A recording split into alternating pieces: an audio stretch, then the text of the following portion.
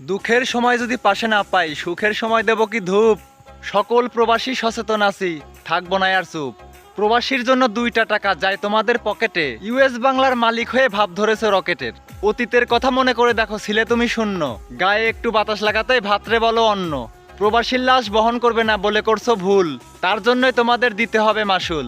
বাংলাদেশের বীর মুক্তিযোদ্ধারা যদি 9 মাস যুদ্ধ করে শহীদের খাতায় নাম ওঠে, আর বাংলাদেশের রেমিটেন্স যোদ্ধাগুলো বছরের পর বছর জীবন যুদ্ধে যুদ্ধ করে বাংলাদেশের রেমিটেন্স পাঠায়, জীবন যুদ্ধে যুদ্ধ করতে করতে একসময় ক্লান্ত হয়ে মারা যায়, আর এই রেমিটেন্স যোদ্ধাগুলোকে শহীদ না বলে তোমরা বলো পচা লাশ।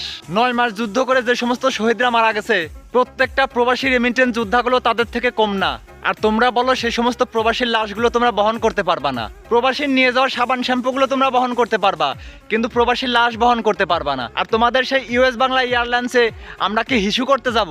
আমার সাথে যারা যারা একমত, সকল প্রবাসীকে উদ্দেশ্য করে বলতেছি, যে যেখানে যে দেশে আছেন, আজ থেকে US Bangla airlines boycott boycott boycott. আমার সাথে সাথে যারা সহমত, কমেন্ট বক্সে লাগান ভোট। সব প্রবাসী একজোট, ইউএস বাংলা বয়কট। সব প্রবাসী একজোট, ইউএস বাংলা বয়কট। আমি দেখতে চাই প্রবাসীদের ক্ষমতা বেশি নাকি ওই ইউএস বাংলা এয়ারলাইন্সের ক্ষমতা বেশি। প্রত্যেকটা প্রবাসীর কাছে আমার ভিডিওটা যেন পৌঁছে যায়, প্লিজ সবাই কপি লিংক শেয়ার করে দিবেন।